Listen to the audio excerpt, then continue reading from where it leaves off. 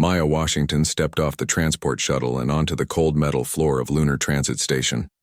Her boots made soft clicking sounds as she walked through the busy hallway.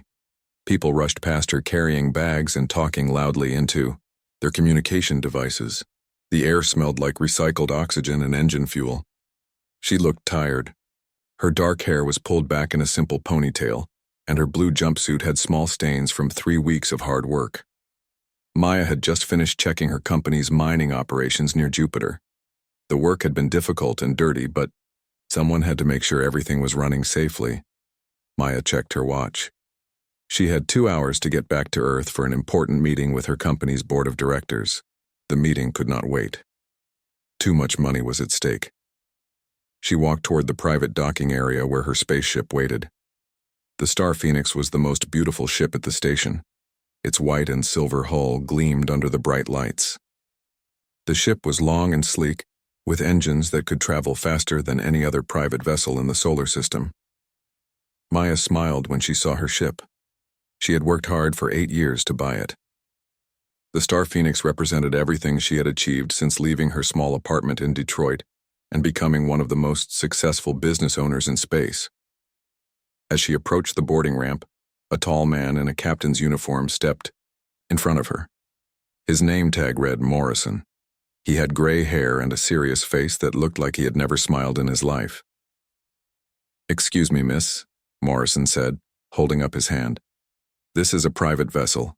You need to go to the public transport area." Maya stopped walking and looked at him with surprise. "I'm sorry, but this is my ship. I'm Maya Washington, the owner." Morrison laughed and shook his head. "No, I don't think so. The owner of this ship is a very important person. You must be confused."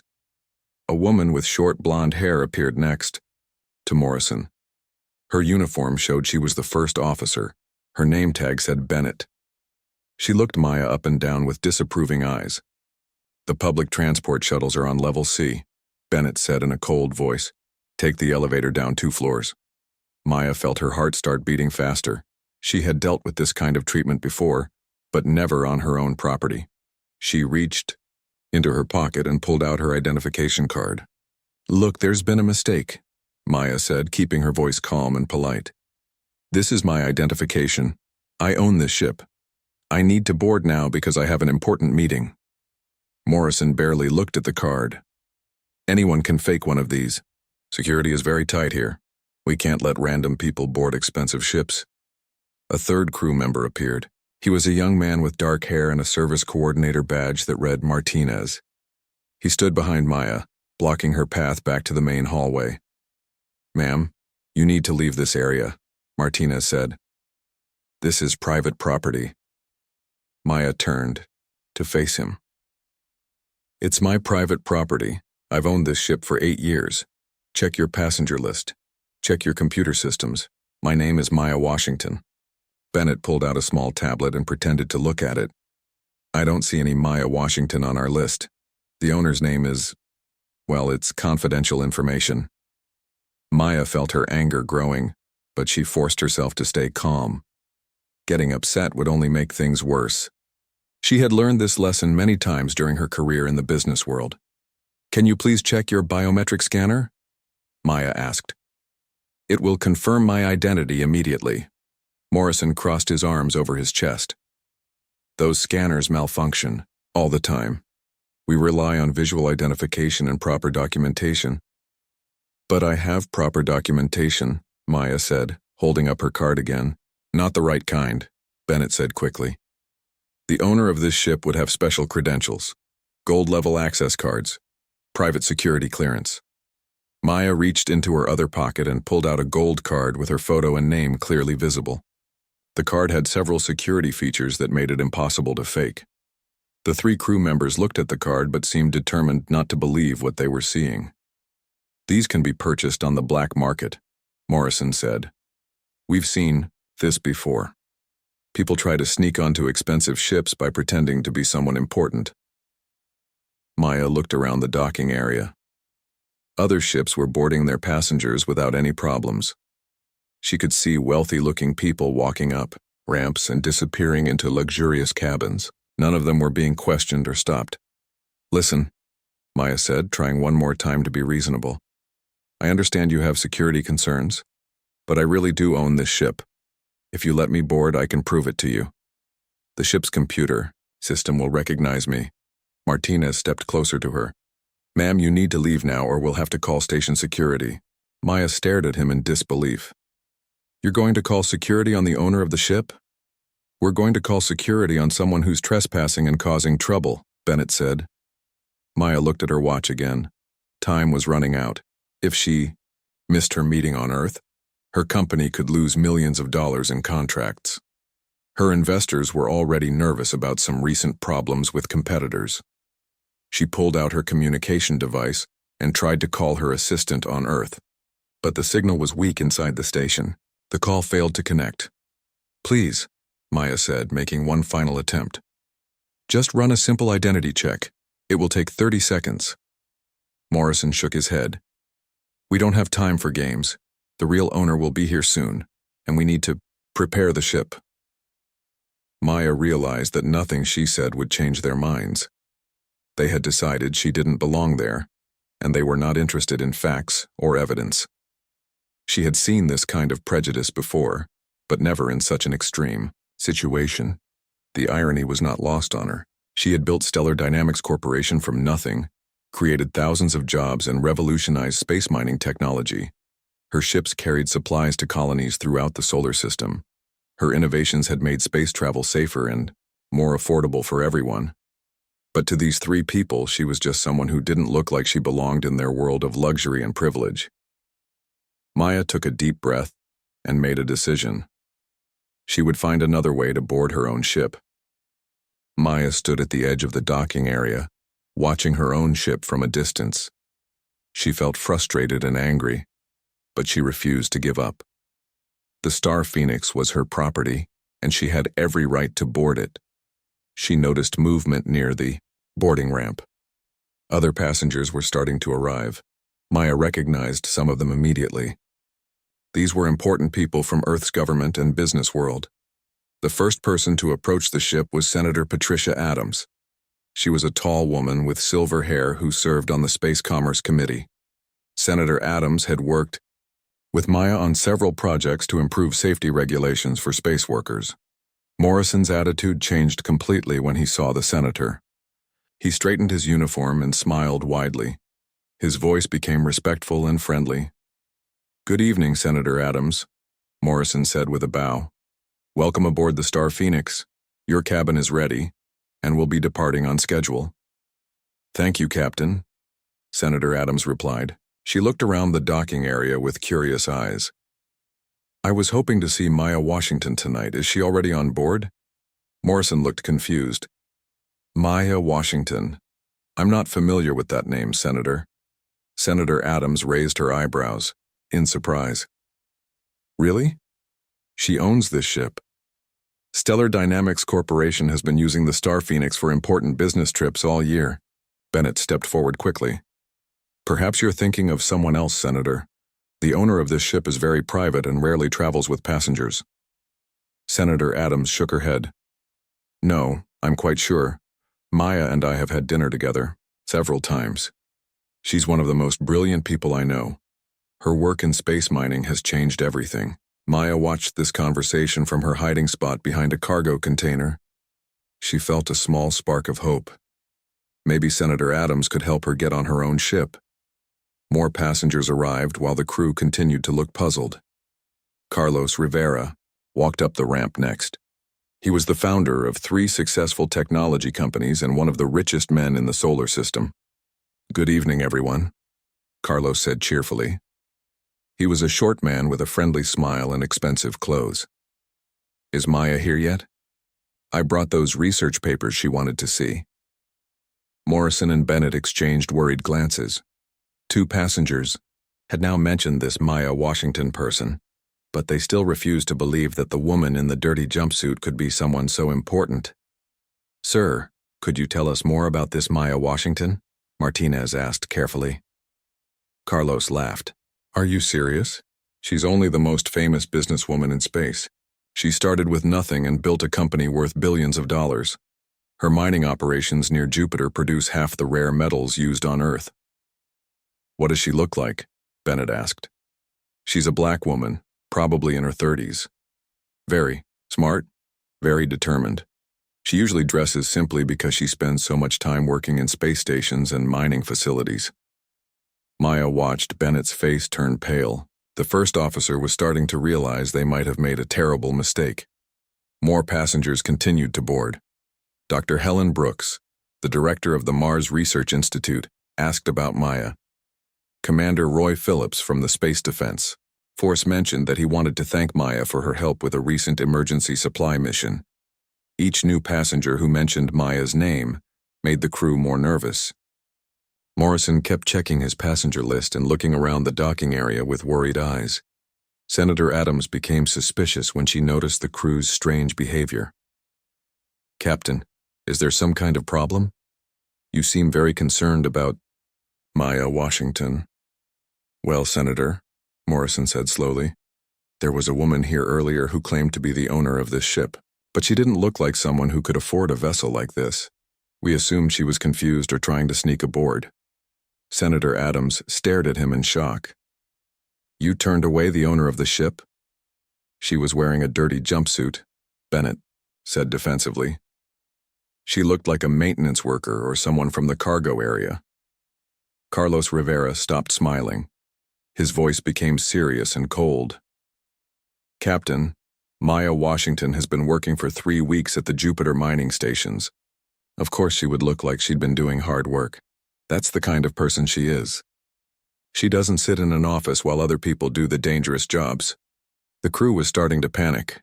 If they had really denied boarding to the ship's owner, they could lose their jobs. Worse, they could be banned from working on any luxury vessels in the future. "Where is she now?" Senator Adams demanded. Morrison looked around the docking area helplessly. "I don't know. We told her to go to the public transport area." "You did what?" Carlos Rivera's voice rose with anger.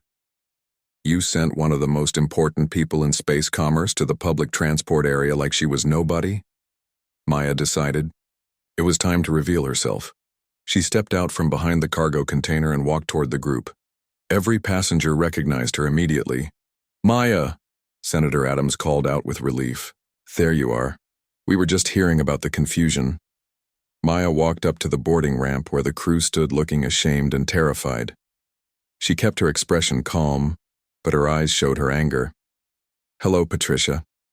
"Hello, Carlos," Maya said politely to her friends.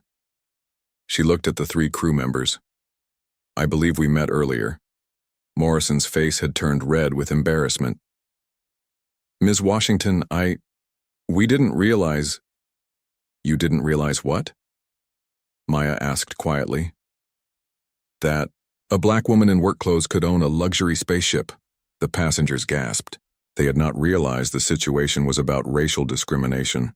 Senator Adams looked furious. Carlos Rivera shook his head in disgust. "This is unacceptable," Senator Adams said. "In the 23rd century, we should be past this kind of prejudice." Bennett tried to apologize. "Ms. Washington, we made an honest mistake. We were just following security procedures." "Security procedures?" Maya asked. "Did you ask any of these other passengers for special identification? Did you question whether they really belonged here?" The crew had no answer. They had not questioned any of the other passengers. They had assumed the well-dressed people belonged there, while assuming Maya did not. Maya looked at her watch. "We need to depart for Earth in 15 minutes or I'll miss my board meeting. But first we're going to have a conversation about what happened here tonight." She turned to address all the passengers who had gathered to watch. "Ladies and gentlemen, I own this ship. I also own the company that built it. And I think it's time everyone learned about the consequences of treating people badly based on how they look." Maya walked up the boarding ramp of her own ship with calm, steady steps. The 3 crew members followed behind her like children who had been caught breaking something valuable. The passengers came aboard after them, all talking quietly among themselves about what they had just witnessed. The inside of the Star Phoenix was even more impressive than the outside. The walls were covered with soft white panels that glowed with gentle light. The floors were made of polished metal, that reflected everything like a mirror. Comfortable chairs were arranged in small groups throughout the main cabin. Maya led everyone to the ship's conference room. It was a large space with a long table made of real wood from Earth. The walls were covered with screens that could show anything from star maps to business presentations. Large windows looked out at the busy space station. "Please, everyone take a seat," Maya said in a voice that was polite but firm. She waited until all the passengers and crew members were sitting before she continued. Maya remained standing at the head of the table. She looked at each person in the room, but her eyes stayed longest on Morrison, Bennett, and Martinez. The 3 crew members sat together, looking down at their hands. "My name is Dr. Maya Washington," she began. "I am the founder and owner of Stellar Dynamics Corporation. I have been working in space for 15 years. I hold 47 patents for new technology that makes space travel safer and cheaper. I employ over 12,000 people throughout the solar system." She pressed a button on the table and one of the wall screens came to life. It showed a picture of Maya receiving an award from the President of Earth. 3 years ago, I was honored as Business Person of the Year for my contributions to space commerce. 2 years ago, I was given the Humanitarian Award for creating jobs in poor communities on Earth, Mars, and the Moon colonies. Another picture appeared on the screen. This one showed Maya in a spacesuit, floating outside a mining station near Jupiter. She was helping to repair equipment that had been damaged in an accident. Last month, I personally rescued 6 workers when their shuttle broke down near Europa. I spent 14 hours in space to bring them home safely. Their families sent me thank you letters. Maya walked around the table as she spoke. Her voice remained calm, but everyone could hear the anger underneath her controlled words. "But tonight, when I came to board my own ship, your crew treated me like I was a criminal. They refused to look at my identification. They refused to use the security scanners that would have proved who I am. They told me to go to the public transport area like I was nobody." Morrison finally looked up from his hands. "Ms. Washington, we were just being careful. We have to protect expensive property." Maya stopped walking and stared at him. "Captain Morrison, how long have you been working on this ship?" 6 months, Morrison answered quietly. "In those 6 months, have you ever asked a passenger to prove they belonged here?" Morrison hesitated. "Well, sometimes we check identification. Have you ever told a well-dressed white passenger to go to the public transport area?" Morrison could not answer. The truth was obvious to everyone in the room. Maya turned to Bennett. "Officer Bennett, what does your training manual say about passenger identification procedures?" Bennett's face turned red. "We're supposed to use the biometric scanners for anyone we don't recognize." "Did you use the scanner on me?" "No, ma'am." "Why not?" Bennett looked around the room helplessly. We thought you were trying to trick us." Maya nodded. "You thought I was trying to trick you because I'm a black woman wearing work clothes. Is that correct?" Bennett's voice was barely a whisper. "Yes, ma'am." Senator Adams shook her head in disgust. "This is exactly the kind of discrimination we've been trying to eliminate from space commerce." Carlos Rivera leaned forward in his chair. "Maya, I'm so sorry this happened to you. This kind of treatment is completely unacceptable." Maya pressed another button and the screen showed a different image. It was a chart showing complaints filed against the Star Phoenix crew over the past 6 months. "This is not the first time," Maya said. "I've been receiving reports about my crew's behavior toward certain passengers. A Chinese businessman was questioned for an hour about his credentials. A Native American woman was asked to prove she could afford a first-class ticket. An elderly man from Africa was told he might be more comfortable in economy seating." The passengers gasped as they heard about these incidents. None of them had known about the pattern of discrimination.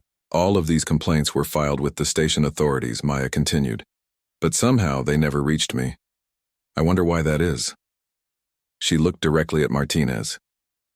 "Coordinator Martinez, part of your job is to report passenger complaints to the ship's owner. Did you pass along any of these reports?" Martinez looked like he wanted to disappear. "No, ma'am. We thought they were just people trying to cause trouble." "People trying to cause trouble by reporting discrimination?" Martinez had no answer. Maya walked back to the head of the table. Ladies and gentlemen, what you witnessed tonight is not just about me. It's about how we treat each other as human beings. It's about whether we judge people by their character and achievements or by the color of their skin and the clothes they wear. She pressed another button, and the screen showed pictures of diverse groups of people working together on space stations, mining facilities, and research labs. My company succeeds because we hire the best people, regardless of what they look like or where they come from. Some of my top engineers used to be considered troublemakers by other companies. Some of my best managers came from poor families and worked their way up from basic jobs. Dr. Helen Brooks spoke up from her seat. Maya, your diversity programs are famous throughout the industry. Many companies try to copy your hiring practices. Maya nodded. Thank you, Helen. But diversity is not just about being fair. It's about being smart. When you only hire people who look like you and think like you miss out on great ideas and solutions. She looked at the three crew members again. Captain Morrison, Officer Bennett, Coordinator Martinez, you have violated company policy, station regulations, and basic human decency. More importantly, you have embarrassed yourselves and damaged the reputation of this ship. Morrison tried to speak. Ms. Washington, we can explain. Maya held up her hand to stop him. There is no explanation that makes this acceptable. You had multiple chances to do the right thing. You chose prejudice over professionalism every single time. The room became very quiet. Everyone knew that Maya was about to announce her decision about the crew's future. Effective immediately, Maya said, all three of you are terminated from your positions aboard this ship. The silence in the conference room was heavy and uncomfortable. Morrison, Bennett, and Martinez sat frozen in their chairs, staring at Maya in shock. The passengers looked between the crew and Maya, waiting to see what would happen next. Morrison was the first to find his voice. Ms. Washington, please reconsider. I have 20 years of experience flying ships like this. My family depends on this job. Maya's expression did not change. Captain Morrison, your experience means nothing if you cannot treat all passengers with basic respect. Your family's needs do not excuse discrimination. Bennett started crying softly. I'm sorry. I'm so sorry. I know we made a mistake. Please give us another chance. Maya walked to the wall screen and pressed several buttons. The display showed the Star Phoenix's automated control systems. Lines of green text scrolled across the screen, showing that the ship's computer was taking over all flight operations. The Star Phoenix has one of the most advanced artificial intelligence systems ever built, Maya explained to her passengers. The ship can fly itself from here to Earth without any human crew at all. In fact, it can do the job better than most human pilots. She turned back to the three fired crew members. You see, in the modern world, your skills are not as valuable as you think they are. What makes humans special is not what we can do with machines, but how we treat each other. Carlos Rivera nodded in agreement. Maya is right. I've seen many talented people lose their jobs because they couldn't work well with others. Technical skills can be taught, but character cannot. Maya pressed another button, and the screen showed video footage from her mining operations near Jupiter. The images showed people of many different races and backgrounds working together in the dangerous environment of space. This is my team at the Jupiter mining facility, Maya said. The woman in the red suit is Linda Park. She used to be homeless on the streets of New York. Now she's my head of safety operations, and she has saved hundreds of lives. The next image showed a tall man with dark skin operating complex machinery. This is Samuel Jones. He spent 5 years in prison for stealing food to feed his family. Now he's one of my best engineers, and he has designed equipment that makes mining safer for everyone. Maya continued showing pictures of her employees. Each person had a story of overcoming difficulties and prejudice to become successful. This is Roberto Silva. People said he was too young and inexperienced. This is Kim Chang. People said women couldn't handle dangerous space work. This is David Brown. People said he was too old to learn new technology. Senator Adams smiled as she watched the presentation. Maya, this is exactly why your company is so successful. You see potential where others see problems. Maya nodded. Every one of these people was rejected by other companies because they didn't fit someone's narrow idea of what a space worker should look like. But they had the most important qualities. They were willing to work hard, learn new things, and treat their colleagues with respect. She looked directly at the 3 former crew members. You 3 had good jobs on the most advanced private ship in the solar system. You were paid well, given excellent benefits, and trusted with expensive equipment. But you threw it all away because you couldn't see past your own prejudices. Martinez finally spoke up. What you're saying isn't fair. We were just doing our jobs. Security is important in space. Maya's eyes flashed with anger. Security? You want to talk about security? Let me tell you about real security threats. She pressed another button, and the screen showed news reports from various space stations and colonies. Last year, a group of criminals tried to steal a cargo ship full of medical supplies heading to Mars. They were caught because a security guard named Maria Gonzalez noticed their suspicious behavior. Maria is a young Hispanic woman who other people had dismissed as not smart enough for security work. The next report showed a different incident. 6 months ago, terrorists tried to sabotage the water recycling system on Luna City. They were stopped by a maintenance worker named Ahmed Hassan. Ahmed is a Muslim immigrant who faced discrimination when he first applied for space jobs. Maya turned back to the former crew members. These people saved lives because they were judged by their character and abilities, not by their appearance. Meanwhile, you 3 created a security risk by ignoring proper identification procedures because of your prejudices. Dr. Helen Brooks raised her hand. Maya, can you tell us more about how discrimination affects safety in space operations? Maya smiled at the question. That's an excellent point, Helen. When you exclude people based on prejudice, you lose valuable perspectives and skills. Some of our best safety innovations came from people who other companies had rejected. She showed another image on the screen. It was a technical diagram of a new type of spacesuit. This design was created by Jennifer White, a Native American engineer. Other companies said her ideas were too unconventional, but her suit design has prevented dozens of accidents and saved many lives. The passengers were fascinated by Maya's presentation. They had never thought about how discrimination could affect safety and innovation in space work. Commander Roy Phillips, who had been quiet during most of the meeting, finally spoke. Ms. Washington, in the military, we've learned that diverse teams perform better in dangerous situations. People from different backgrounds notice different things and come up with different solutions. Maya nodded. Exactly, Commander. That's why Stellar Dynamics has the best safety record in the industry.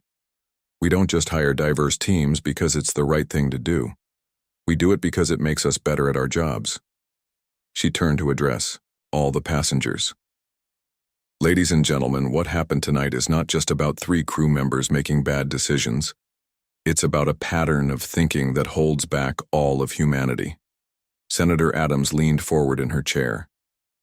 What do you mean, Maya? Maya's voice became more passionate as she explained. We are living in the greatest age of human achievement in history. We have colonies on Mars and the Moon. We mine asteroids for rare metals. We travel to other star systems. But we still judge each other based on skin color and clothing. She gestured toward the windows, where stars twinkled in the darkness of space. Out there, the universe doesn't care what we look like. Space is dangerous for everyone equally. Radiation, vacuum, equipment failures. These things affect all, humans the same way. Our survival depends on working together. Carlos Rivera stood up and started clapping. Maya, that was beautiful and absolutely true. The other passengers joined in the applause. Even some of them had tears in their eyes as they thought about Maya's words. Maya looked at Morrison, Bennett, and Martinez one final time. You 3 will be returned to Earth as passengers. You will not be allowed to work on any Stellar Dynamics vessels in the future. However, I am not a cruel person. I will give you a choice about what happens next. Maya's communication device started beeping with an urgent signal. She looked down at the screen and saw an incoming message marked with the highest priority level. The symbol on the display showed it was from the Galactic Cooperative Defense Force. Excuse me for a moment, Maya said to everyone in the conference room. This appears to be important. She touched the screen, and a three-dimensional image appeared in the center of the room. It was Commander Elena Vasquez of the Defense Force, a woman with short black hair and a serious expression. Her uniform displayed numerous medals and honors. "Dr. Washington," Commander Vasquez said, "I apologize for interrupting your journey, but we have an urgent situation that requires your immediate attention." Maya straightened up. "What's the problem, Commander?" "We've received a message from the Zephyrian Embassy. Ambassador Kethra has requested an emergency meeting with you specifically. Several other alien delegates from the Galactic Cooperative want to speak with you as well." The passengers in the room looked surprised. Most humans rarely interacted directly with alien species, except through official government channels. Maya's direct communication with alien ambassadors showed just how important she had become in galactic affairs. "What do they want to discuss?" Maya asked. Commander Vasquez glanced around the room, noticing all the people listening to their conversation. "It's about the new exploration mission to the Andromeda Galaxy. The alien delegates have some concerns about human participation in the project." Maya frowned. "What kind of concerns?" Before Commander Vasquez could answer, another figure appeared in the holographic display. This was Ambassador Kethra of the Zephyrian species. The alien looked like a tall, thin human with blue-tinted skin and large, intelligent eyes. When Kethra spoke, the voice was musical and strange. "Dr. Washington," the ambassador said, "forgive my interruption. I am contacting you because of reports we have received about human behavior in recent weeks." Senator Adams looked worried. "Ambassador, what reports are you referring to?" The alien ambassador's expression became sad. "We have heard stories of humans treating each other badly based on physical appearance. Some members of the Galactic Cooperative are questioning whether humans are ready for the great responsibility of exploring new galaxies." Maya felt her heart sink. She realized that news of discrimination among humans was reaching alien species and affecting humanity's reputation in the galaxy. Ambassador Kethra continued speaking. "However, Dr. Washington, we have also heard about your work to bring different types of humans together. Your mining operations employ people from many backgrounds working in harmony. This gives us hope." Commander Vasquez nodded. "Maya, the alien species in the cooperative have been watching human society very carefully. They're impressed by our technological abilities, but they're concerned about our social development." Carlos Rivera leaned forward in his chair. "Ambassador, what do the alien species think about human diversity?" The Zephyrian ambassador's large eyes seemed to glow with interest. "Mr. Rivera, this is exactly what makes humans so fascinating to us. Most intelligent species in the galaxy are much more uniform than humans. We all look similar and think in similar ways." Another alien figure appeared in the holographic display. This one was shorter and had green skin with silver markings. "I am Commander Zixtal of the Andromedan Research Council," the new alien said. "Dr. Washington, we have studied human history and achievements. Your species' greatest strength is also your greatest challenge." Maya was curious. "What do you mean?" "Humans come in many varieties, different colors, cultures, and ways of thinking," Commander Zixtal explained. "This diversity allows you to solve problems that single-minded species cannot solve, but it also creates conflict when some humans cannot accept these differences." Dr. Helen Brooks asked, "How do other species view human diversity?" Ambassador Kethra answered, "Most alien species see human diversity as a wonderful gift. We have watched your species accomplish incredible things when different types of humans work together. But we also worry when we see humans fighting or discriminating against each other." Maya looked around the room at the former crew members. Morrison, Bennett, and Martinez were listening to this conversation with growing understanding of how their behavior affected more than just individual people. Commander Vasquez spoke again. "Maya, the Galactic Cooperative has chosen humanity to lead the Andromeda exploration mission, specifically because of our diverse problem-solving abilities. But some delegates are having second thoughts." "Why?" Maya asked. "Because they're concerned that humans who discriminate against their own species might not work well with alien species either," Commander Vasquez explained. The weight of this statement hit everyone in the room. The three former crew members looked ashamed as they realized their prejudice could affect all of humanity's future in space. Ambassador Keth Ra looked directly at Maya through the holographic display. Dr. Washington, we know about your reputation for bringing different humans together. We have heard stories of your employees who were rejected by other companies because of prejudice, but who became successful under your leadership. Maya nodded. That's true, Ambassador. I believe that judging people by their character and abilities, rather than their appearance, makes us stronger. This is exactly why we want to work with humans, Commander Zixtal said. Your species has the unique ability to unite different types of people toward common goals. This skill will be essential for exploring unknown regions of space. Senator Adams asked, what would happen if humans were removed from the Andromeda mission? Ambassador, Keth Ra looked sad. The mission would probably fail. Other species in the cooperative are too similar to each other. We need human diversity and creativity to solve the challenges we will face in a new galaxy. Maya felt the enormous responsibility on her shoulders.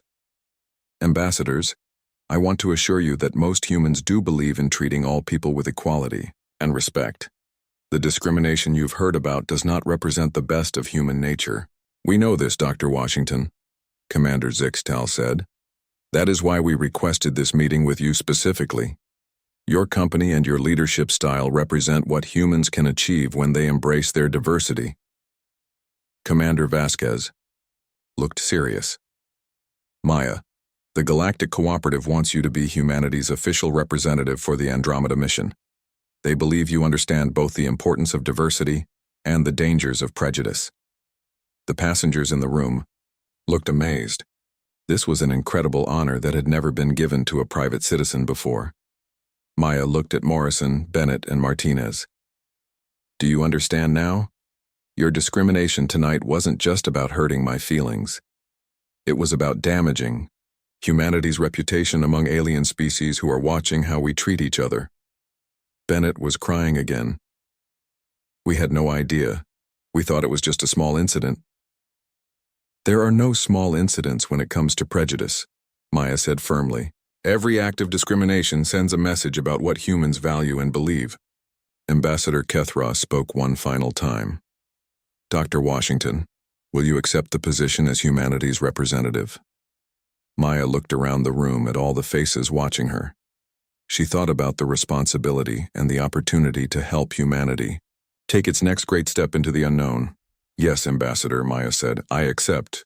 The holographic images of the alien ambassadors faded away, leaving the conference room in thoughtful silence. Maya stood at the head of the table, looking at each person in the room. The weight of her new responsibility as humanity's representative to the Galactic Cooperative was heavy on her shoulders. She turned to address Morrison, Bennett, and Martinez, who sat quietly with their heads down.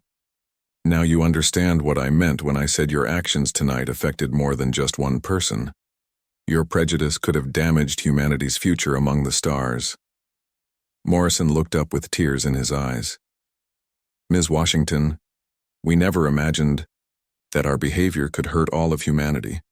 We thought we were just following our instincts about security. Maya walked around the table and sat down across from the three former crew members.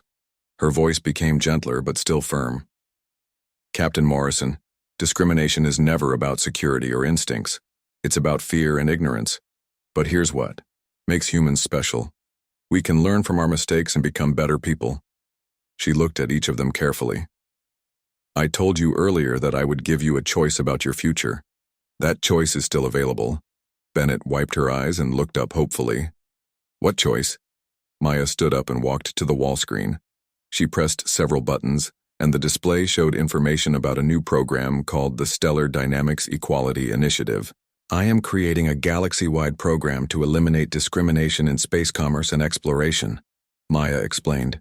This program will train people to recognize their own prejudices and learn to work with people from all backgrounds.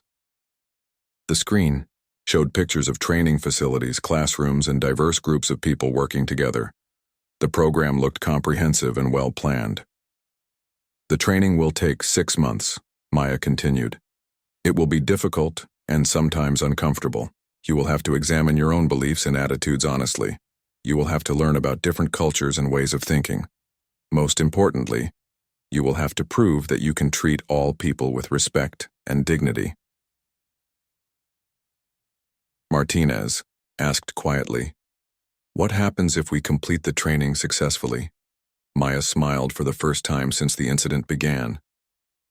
"If you complete the program and demonstrate real change in your attitudes, I will offer you positions with Stellar Dynamics, not as crew members on luxury ships, but as instructors in the training program." The three former crew members looked at each other with surprise and hope. "You would be teaching other people how to avoid the mistakes you made tonight," Maya explained. "Your personal experience with prejudice and its consequences would help others learn and grow." Senator Adams nodded approvingly. "Maya, that's a brilliant approach. People who have overcome their own prejudices often become the best teachers for others."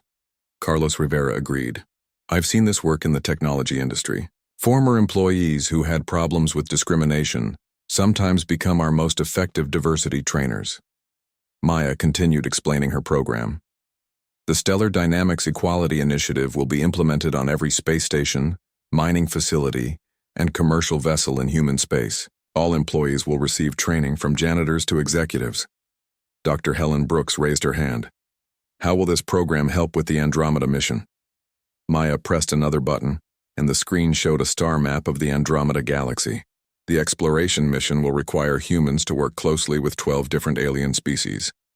If we can't even treat our own people fairly, how can we expect to cooperate with beings who are completely different from us?"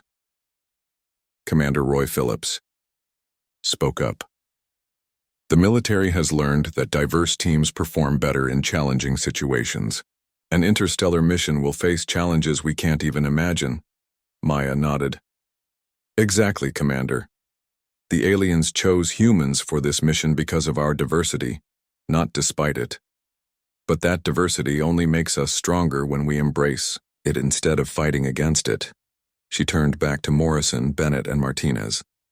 "So what will it be? You can walk away now and find jobs elsewhere, or you can join the program and help make humanity better." The three former crew members talked quietly among themselves for several minutes.